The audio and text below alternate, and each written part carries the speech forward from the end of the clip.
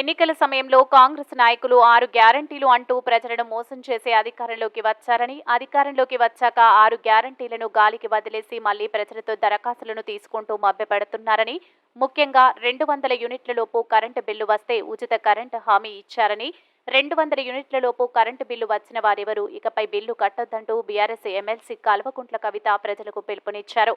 మంగళవారం మహబూబ్ నగర్లో ఎంపీ మన్నే శ్రీనివాస్ రెడ్డి, మాజీ మంత్రి శ్రీనివాస్ గౌడ్లతో కలిసి ఏర్పాటు చేసిన విలేకరుల సమావేశంలో ఎమ్మెల్సీ కవిత మాట్లాడుతూ ప్రజాపాలన అంటూ ప్రజల నుండి దరఖాస్తులు తీసుకుని ప్రజలకు సంక్షేమ పథకాలు అందకుండా చేస్తున్నారని ఆరోపించారు.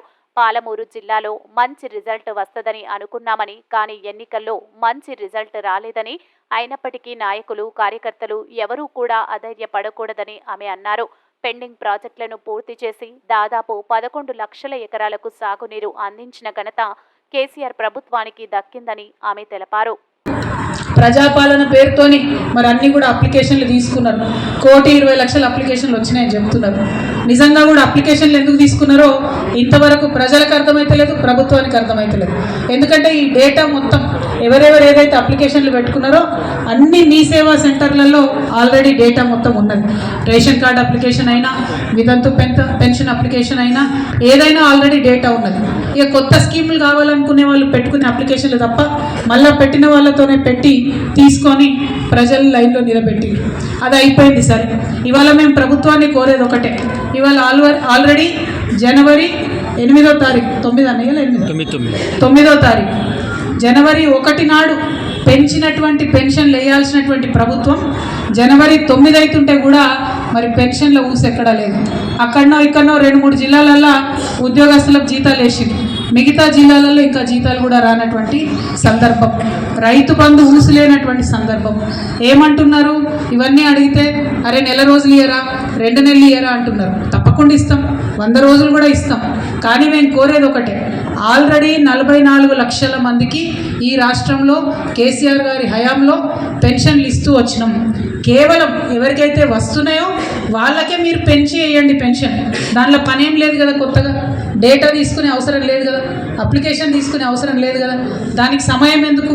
దాన్ని మాత్రం జనవరి 1 నుంచి మీరు పెంచిన పెన్షన్ వేయవలసిందిగా మేము డిమాండ్ చేస్తూ ఉన్నాం. అంతేకాకుండా ఇంకొక మాట ఇచ్చింది ప్రభుత్వం, 100 యూనిట్ల కన్నా తక్కువ కరెంటు బిల్లు ఉంటే కట్టే అవసరం లేదని చెప్పింది. ఇవాళ మహబూబ్ నగర్ జిల్లా 200 యూనిట్లు, మహబూబ్ నగర్ జిల్లా ప్రజలందరికీ కూడా మేము పిలుపునిస్తూ ఉన్నాం. 200 యూనిట్ల కన్నా తక్కువ మీకు బిల్లు వస్తే కరెంటు బిల్లు కట్టకూరి. మీరు ఎందుకోసం అని చెప్తా ఉన్నాం ఈ మాట అంటే, మీరు కట్టుడేందుకు, వాళ్ళు మళ్ళీ మనకు వాపస్ ఇచ్చుడేందుకు? కట్టకుంటే మంచిగా ఉంటుంది, ప్రభుత్వానికి కూడా ఈజీగా ఉంటుంది. కాబట్టి కట్టకుండా ఉండండి అని కూడా మీ అందరికీ నేను మనవి చేస్తా ఉన్నాను. ఇట్లా ఒక్కొక్కటి వాళ్ళు చెప్పినవి కొన్ని చేసే ప్రయత్నం చేస్తున్నారు. అందులో ఏమన్నా లోటుపాట్లు ఉంటే తప్పకుండా ప్రభుత్వానికి సూచన చేస్తాం, సమయం ఇస్తాం. 100 రోజుల తర్వాత బీఆర్ఎస్ పార్టీ కార్యకర్తల నాయకులందరూ సిద్ధంగా ఉండాలి. మళ్ళీ మనం ఉద్యమం చేపట్టాల్సి ఉంటుంది. ప్రజలకు సౌకర్యం కలిగే విధంగా, ఈ ప్రభుత్వం ఇచ్చినటువంటి మాట నిలబెట్టుకునే విధంగా, ప్రజలకు హక్కులు సాధించి పెట్టడానికి, వారి పక్షాన కోరడానికి బీఆర్ఎస్ కార్యకర్తలందరూ కూడా సిద్ధంగా ఉండాలని ఈ సందర్భంగా పిలుపునిస్తూ ఉన్నాం. అట్లానే త్వరలోనే పార్లమెంట్ ఎన్నికలు రాబోతూ ఉన్నాయి. పెండింగ్ ప్రాజెక్ట్స్ ఏవైతే ఉంటాయో కల్వకుర్తి, నెట్టెంపాడ్, కోయిల్ సాగర్, భీమా, వీటన్నిటిని కూడా మనం పెండింగ్ ఉన్న వాటిని పూర్తి చేసుకొని ఎక్కడ మంచినీటికి ఇబ్బంది లేకుండా 11 లక్షల ఎకరాలకు సంబంధించి ఇదే పాలమూరులో పంట పండేటట్టుగా ఈ పోయిన 10 ఏళ్లలో మనం పనిచేయడం జరిగింది. ఆ తర్వాత అనేక సందర్భాలలో నాకు గుర్తుంది, ఇక్కడ నుండి పచ్చటి పొలాలు ట్విట్టర్లలో, సోషల్ మీడియాలలో పెట్టి ఇది ఎక్కడ గుర్తుపట్టండి అని అడిగితే పాలమూరు అంటే నమ్మనటువంటి సందర్భాలు 5 ఏళ్ల కిందటి దాకా కూడా ఉండే. అక్కడ నుంచి వడ్లు తీసుకొచ్చి కేసీఆర్ గారికి అనేక మంది నాయకులు నీళ్ళ కోసం బాధపడి ఉద్యమాలు చేసినటువంటి వాళ్ళు ఇక్కడ నుండి వడ్లు తీసుకొచ్చి కేసీఆర్ గారికి బహుమతి ఇచ్చినటువంటి సందర్భాలు కూడా ఇంకా నా కళ్ళలో మెదులుతూ ఉన్నాయి. అట్లా చాలా సంతోషంగా మహబూబ్ నగర్ ప్రజలు చాలా ఆనందంగా ఉన్నారు అని చెప్పి మనం భావించడం. సరే, ఎన్నికలు వచ్చినటువంటి సందర్భంలో రకరకాల అంశాలు ముందుకు వచ్చి ఇక్కడ ఇదివరకు వచ్చినంత మంచి రిజల్టు మనకు రాలేదు. అయినప్పటికీ ఇక్కడ ఉండేటటువంటి బీఆర్ఎస్ పార్టీ కార్యకర్తలకు, నాయకులకు నేను కోరుతూ ఉన్నాను, మనం ఉద్యమంలో నుంచి వచ్చినటువంటి వాళ్ళం ఒక్క అడుగు వెనుక పడితే 10 అడుగులు ముందుకు లంఘించేటటువంటి శక్తి ఉన్నటువంటి వాళ్ళం. భయపడాల్సిన అవసరం లేదు. ఇప్పుడు వచ్చినటువంటి రిజల్ట్ని చూసుకోవాలి, అనలైజ్ చేసుకోవాలి, విశ్లేషించుకోవాలి, అర్థం చేసుకోవాలి, ఎక్కడ తప్పు జరిగింది, ప్రజల ప్రేమను ఎక్కడ కోల్పోయినామన్న విషయాన్ని అవగాహన చేసుకోవాలి, పట్టాలి, కొట్లాడాలి, మళ్ళా పోయిన కాడనే తిరిగి సంపాదించుకోవాలి. అందులో వెనుకకు పోయేది లేదు, గుండె ధైర్యం కోల్పోవాల్సినటువంటి అవసరం అసలుకే లేదు. ఎందుకంటే మనం పనిచేసినాం, హార్ట్ఫుల్గా పనిచేసినాం, మనము ప్రాణ సమానంగా పాలమూరును భావించి పనిచేసినాం తప్ప రాజకీయం చేయదలుచుకోలేదు. వాళ్ళు రాజకీయం చేసిండ్రు, ప్రజలను మభ్యపెట్టిండ్రు, రిజల్ట్ ఇట్లా వచ్చింది.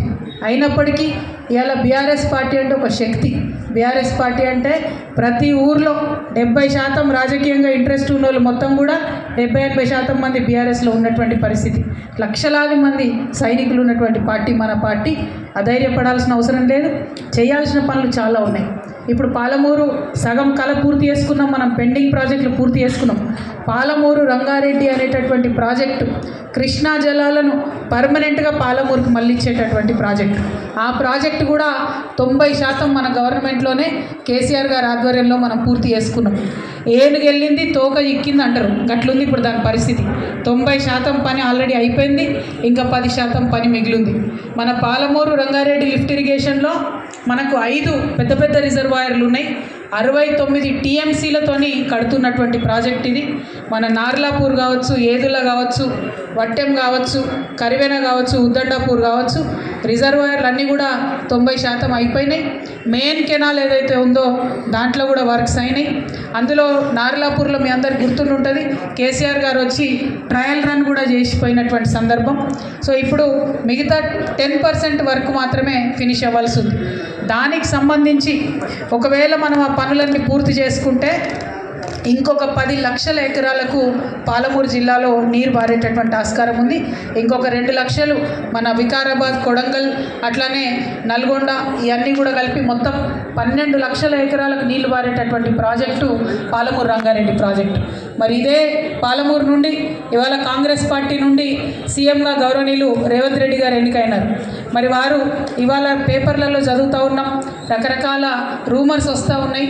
పాలమూరు రంగారెడ్డిలో ఆల్రెడీ వర్క్స్ ఏవైతే చేస్తూ ఉన్నారో వాటన్నిటినీ క్యాన్సిల్ చేస్తారని చెప్పి, క్యాన్సిల్ చేసి మళ్ళా కొత్తగా టెండర్ పిలుస్తారు అని చెప్పి చెప్తా ఉన్నారు.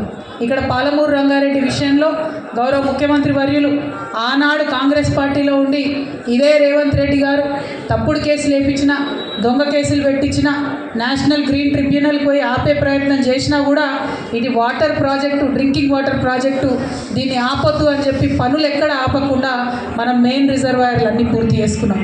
ఇప్పుడు ఇంకా అనుమతులు ఢిల్లీలో వచ్చేటివి అన్నీ కూడా ఫినిష్ చేసుకున్నాం. చివరి అనుమతులు కొన్ని వచ్చేటివి ఉన్నాయి. దాని మీద దయచేసి సీఎం గారు దృష్టి పెట్టినట్టయితే ఈ ప్రాజెక్టుకి నేషనల్ ప్రాజెక్ట్ హోదా వస్తుంది. ఈ అనుమతులన్నీ కూడా పూర్తయిపోయి ప్రాజెక్ట్ ల్యాండ్ అయ్యేటటువంటి స్కోప్ ఉంటుంది. కాబట్టి రేవంత్ రెడ్డి గారికి బీఆర్ఎస్ పార్టీ తరఫున, పాలమూరు ప్రజల తరఫున నేను రిక్వెస్ట్ చేస్తాను.